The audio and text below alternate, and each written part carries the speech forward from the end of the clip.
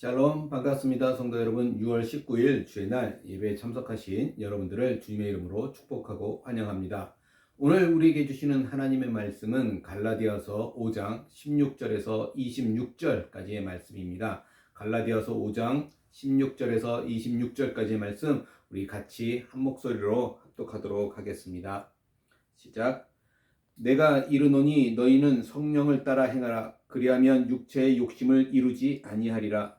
육체의 소욕은 성령을 거스리고 성령은 육체를 거스리나니 이들이 서로 대적함으로 너희가 원하는 것을 하지 못하게 하려 함이니라.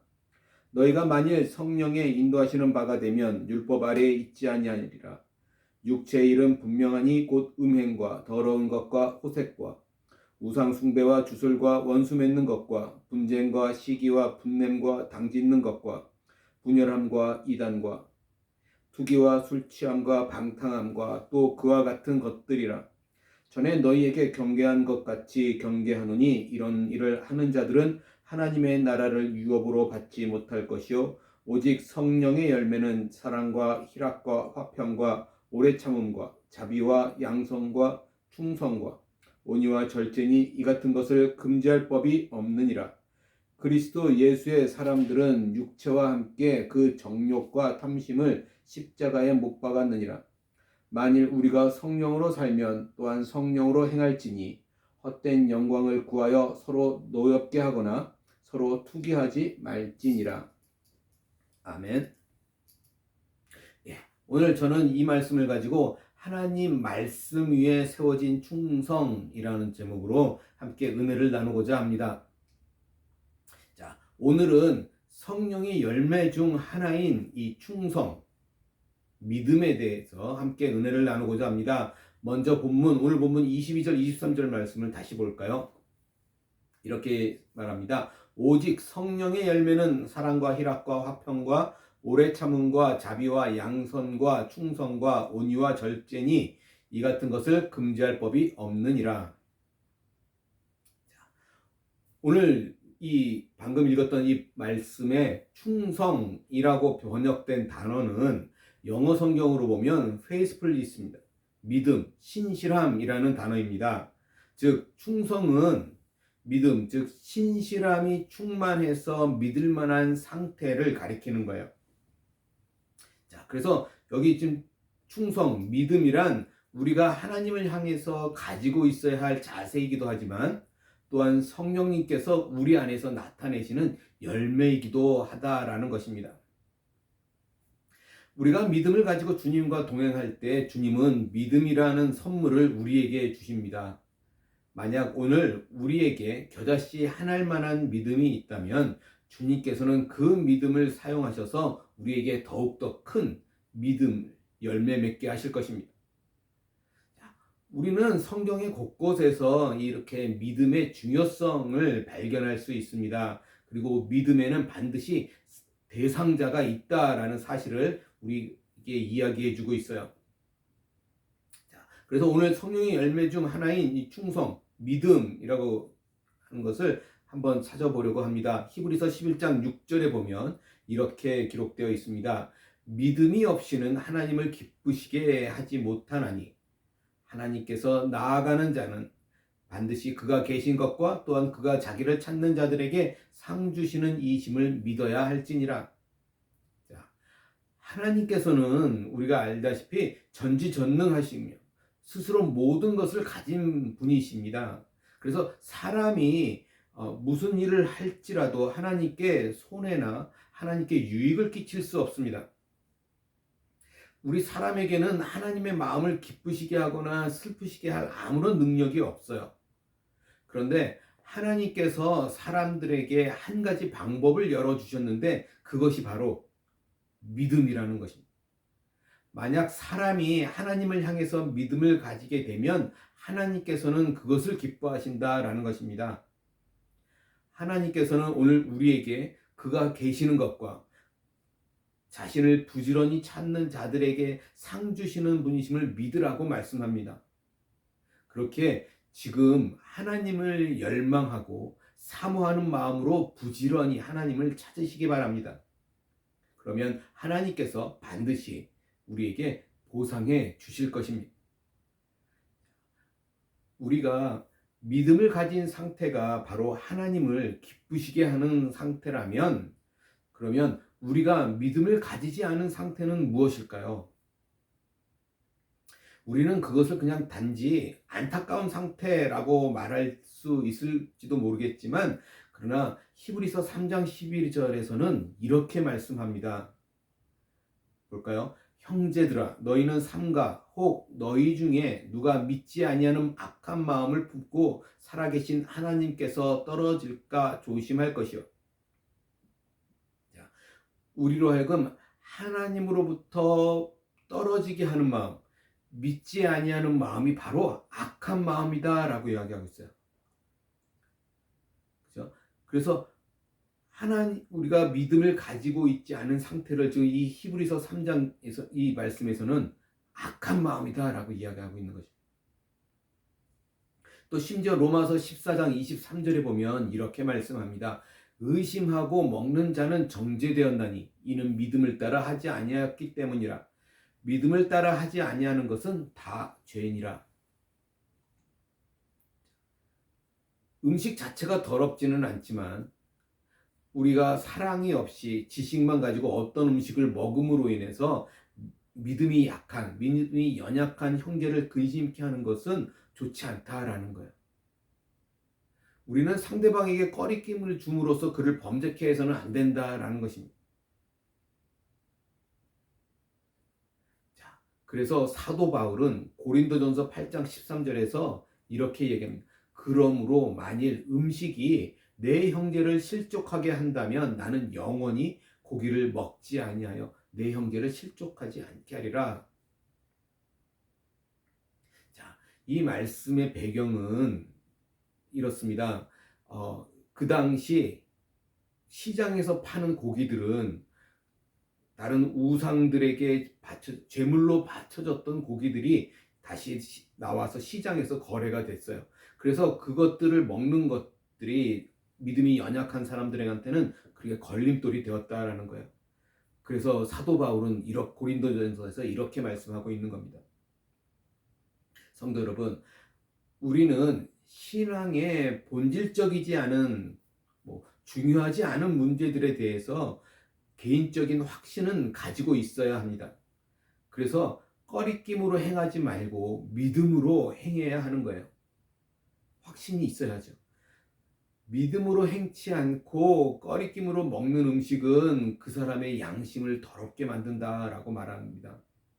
그래서 믿음으로 하지 않는 모든 것이 죄가 된다라고 말씀하고 있는 거예요. 우리가 믿음을 가지고 있다면 그것은 하나님을 기쁘게 하는 상태이고, 우리가 믿음을 가지고 있지 않다면 그것은 악한 마음이고 죄를 짓는 것이라고 성경은 분명히 우리들에게 말씀해 주고 있습니다. 우리가 하나님을 위해서 뭔가 대단하고 위대한 일을 하지 못할지라도 반드시 가지고 있어야 할 것이 한 가지 있는데, 그것이 바로 믿음이라는 것입니다. 사랑하는 성도 여러분, 우리는 모두 지옥에 떨어질 수밖에 없는 죄인이었습니다. 그러나 우리를 이처럼 사랑하신 하나님께서 독생자 예수 그리스도를 이 땅에 보내셔서 우리 대신 죽게 하셨습니다. 아담이라고 하는 문을 통해서 죄가 세상에 들어왔고, 그 죄라는 문을 통해서 사망이 들어왔습니다. 하나님께서 지금 예수님이라고 하는 새로운 문을 만드셨어요. 그리고 누구나 그 문을 열고 들어오기만 하면 영생으로, 영원한 생명으로 들어갈 수 있는 길을 우리에게 마련해 주셨다는 것입니다. 그러나 여기에 한 가지 조건이 있는 것이죠. 그것은 바로 그가 주 예수 그리스도임을 믿어야 하는 것입니다. 하나님께서 믿음을 얼마나 중요하게 여기시는가 하면 사람이 영원히 지옥에 가고 천국에 가고 하는 문제를 그 사람의 믿음에 맡기실 정도라는 것입니다. 그죠? 믿음이 있어야 천국에 갈 수 있는 거예요. 없으면 지옥에 가는 것입니다.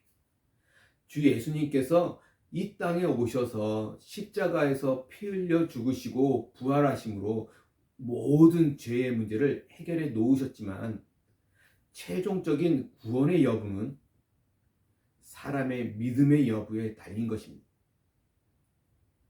하나님께서는 그 믿음을 보기 원하시는 거예요. 우리의 새 생명은 믿음으로 시작이 되었습니다. 우리의 새로운 인생은 믿음으로 시작이 된 거예요. 그러므로 성경은 이제 우리에게 이렇게 말씀하고 있습니다. 하박국 2장 4절에 보면 이렇게 말씀합니다. 보라, 그의 마음은 교만하여 그 속에서 정직하지 못하나 의인은 그의 믿음으로 말미암아 살리라. 누가 의인입니까? 하나님을 믿는 사람들이에요. 우리는 죄인이었지만 이제 주 예수님의 피를 믿는 믿음으로 의인이 되었습니다.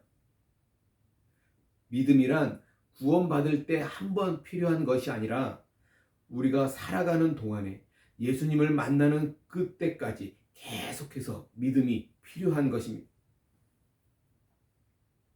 그렇다면 믿음이 무엇이냐라는 것이죠. 믿음이 중요하고 믿음을 가져야 하고 믿음으로 살아야 하는 것도 알겠는데 그러면 믿음이 무엇이냐는 거예요.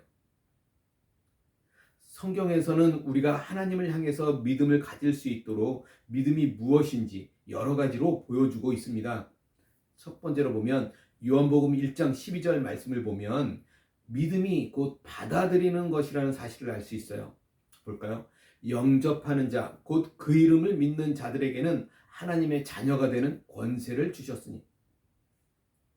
자, 믿음이 무엇입니까? 바로 처음부터 계셨던 말씀이신 하나님, 육신이 되어 이 땅에 내려오신 말씀, 즉 주 예수 그리스도를 받아들이고 영접하는 것이 바로 믿음이라고 말하고 있어요.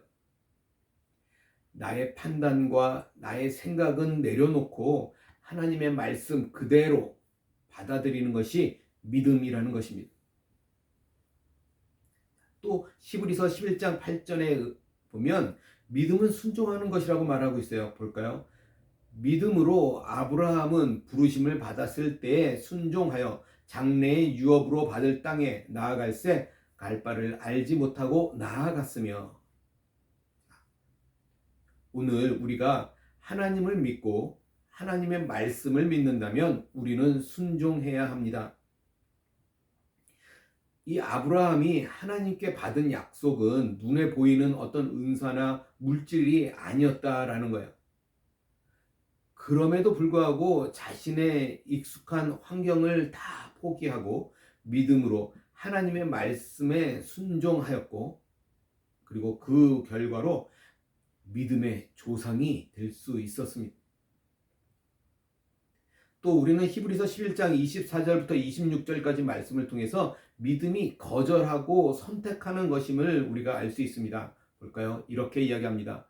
믿음으로 모세는 장성하여 바로의 공주의 아들이라 칭함받기를 거절하고 도리어 하나님의 백성과 함께 고난받기를 잠시 죄악의 낙을 누리는 것보다 더 좋아하고 그리스도를 위하여 받는 수모를 애굽의 모든 보화보다 더 큰 재물로 여겼으니 이는 상 주심을 바라봄이라. 바로의 공주의 아들이라 불리는 것은 모세에게 부와 명예를 보장해 줄 것입니다. 그러나 모세는 그것을 거절했다라고 말해요. 여기에 믿음이 있다라는 것입니다. 이스라엘이 애굽의 노예로 있을 때, 그때는 예수 그리스도가 오시기 약 1500년 전이었습니다. 예수 그리스도께서 아직 태어나지도 않았을 뿐만 아니라 언제 누가 어떻게 구원하실지 알지 못하던 때였다라는 거예요. 그러나 모세가 그리스도를 위해 수모를 받은 것이라고 오늘 이 말씀에서는 설명해 주고 있지 않습니까? 그가 예수 그리스도를 알지 못했지만 그 믿음이 예수 그리스도에 대한 믿음이었다라는 것을 의미하는 것입니다. 믿음이 바로 세상을 거절하고 주님을 선택하는 것이기 때문입니다. 또 믿음은 무엇입니까? 바로 주님을 바라보는 거예요. 히브리서 12장 1절부터 2절에 보면 이렇게 이야기합니다. 이러므로 우리에게 구름같이 둘러싼 허다한 증인들이 있으니 모든 무거운 것과 얽매이기 쉬운 죄를 벗어버리고 인내로써 우리 앞에 당한 경주를 하며 믿음의 주요 또 온전케 하시는 이인 예수를 바라보자. 그는 그 앞에 있는 기쁨을 위하여 십자가를 참으사 부끄러움을 개의치 아니하시더니 하나님 보좌 우편에 앉으셨느니라. 성도 여러분, 오늘 저와 여러분들이 가는 믿음의 길은 복된 길입니다. 그런데 우리가 가는 그 길이 복된 이유는 그 길이 편한 길이기 때문이 아니라 그 길이 우리를 아름다운 주님의 백성으로 만들어주는 길이기 때문입니다. 우리가 믿음 생활함에 있어 가장 필요한 것 중에 하나가 바로 인내라는 거예요. 인내가 무엇입니까? 인내는 참는 거죠. 힘들 때, 포기하고 싶을 때 참는 것입니다. 자, 이 말씀에서 믿음이 무엇이라고 얘기하냐면 우리의 믿음의 창시자요 완성자이신 그리스도 예수님을 바라보는 것이다 라고 말하고 있어요. 그러면서 주 예수님은 자기 앞에 놓인 기쁨으로 인해서 십자가를 견디시고 그 수치를 당하시고 그리고 하나님의 보좌 오른편에 앉으셨다라는 것입니다. 그렇습니다. 예수님을 바라보시기 바랍니다. 믿음의 길을 달리다가 힘이 들 때 예수님을 바라보시기 바랍니다. 십자가에 달리신 예수님을 바라보시기 바랍니다. 그러면 우리에게 인내할 수 있는 힘이 생길 것입니다. 우리는 세상의 파도가 어떤지 바라볼 필요가 없고 사람들이 뭐라고 말하는지 살펴볼 필요도 없습니다. 또 우리 자신이 얼마나 어리석고 약한 사람인지도 바라볼 필요도 없어요. 믿음은 오직 주님만 바라보는 것입니다. 세상과 나는 간 곳 없고 오직 구속한 주만 바라보는 것이 바로 믿음이라는 것입니다. 그렇다면 이렇게 중요한 우리의 믿음은 어떻게 해야 더 자라나고 더 강해질 수 있을까요? 어떻게 하면 우리는 진정 하나님을 기쁘시게 하는 믿음의 좋은 자녀가 될 수 있을까요? 로마서 10장 17절 말씀 볼까요? 이렇게 이야기합니다. 그러므로 믿음은 들음에서 나며 들음은 그리스도의 말씀으로 말미암았느니라. 성경은 분명하게 너무나 명백하게 보여주고 있습니다. 믿음은 하나님의 말씀을 듣는 데서 시작된다라고 말씀해주고 있습니다. 오늘 우리들의 믿음과 확신은 오직 진리이신 하나님의 말씀, 성경 위에 근거한 것이어야 합니다. 우리는 어떤 뜨거운 감정이나 어떤 느낌을 구하는 것이 아니에요. 하나님의 말씀대로 믿고 순종하는 데 우리의 길이 있는 것입니다. 우리의 믿음이 정체된 것 같을 때, 우리의 믿음이 더 성장하기를 원한다면 우리는 하나님의 말씀으로, 성경으로 돌아가야 하는 것입니다. 성도 여러분, 하나님의 말씀을 더 가까이 하시는 저와 여러분들이 되시기를 주님의 이름으로 간절히 소원합니다. 오늘 말씀을 정리해 볼까요? 오늘 우리는 성령의 열매인 충성, 즉 믿음에 관해서 생각해 보았습니다. 믿음이 없이는 하나님을 기쁘시게 할 수 없고 믿음이 없는 것은 악한 마음이고 죄를 짓는다라고 말씀드렸습니다. 또 믿음이란 사람이 하나님을 향해서 가질 수 있는 가장 가치 있는 것이다 라고 말씀드렸어요. 믿음은 하나님께서 말씀하신 것을 그대로 받아들이는 것입니다. 순종하는 것입니다. 세상을 거절하고 주님을 선택하는 거예요.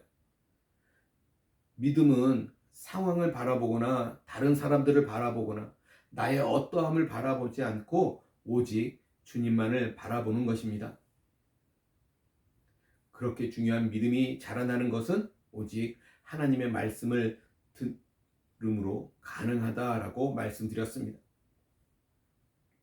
우리는 우리 자신이 자체가 너무나 불안하고 연약해서 하루에도 수십 번씩 변하지만 우리가 영원히 변치 않는 하나님의 말씀 위에 믿음을 세워 나갈 때 우리는 말씀을 힘입어서 견고해질 수 있고 신실한 믿음을 가질 수 있게 될 것입니다. 오늘 우리들에게 필요한 것은 하나님의 말씀이고 또 그 말씀을 믿는 믿음입니다. 오늘 우리를 움직이는 힘은 내가 가진 지식이나 물질이 아니라 오직 하나님의 말씀 위에 세워진 믿음이어야 합니다.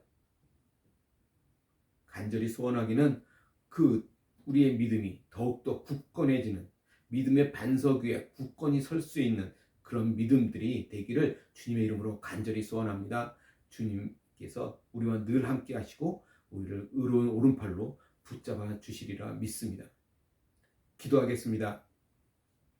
사랑과 은혜가 많으신 하나님, 주님의 크신 사랑과 은혜를 감사합니다. 오직 주님의 말씀으로 살아가게 하시고 주님의 말씀 위에 우리의 충성된 믿음이 확고히 세워질 수 있도록 주님 함께하여 주시옵소서. 세상을 바라보지 않게 하시고 나의 연약함을 바라보지 않게 하시고 오직 주님만 바라보게 하셔서 주님만이 나의 힘 되시고 나의 능력됨을 우리가 경험하며 살아갈 수 있도록 도와주시옵소서. 새 한 주를 시작하며 나아갈 때 주님 우리에게 늘 힘 주시고 능력 주시고 또 말씀 주셔서 그 말씀에 힘입어서 살아가는 복된 우리 삶이 다 될 수 있도록 주님 함께하여 주시옵소서. 감사하며 우리 주 예수 그리스도 받들어 간절히 기도드리옵나이다. 아멘.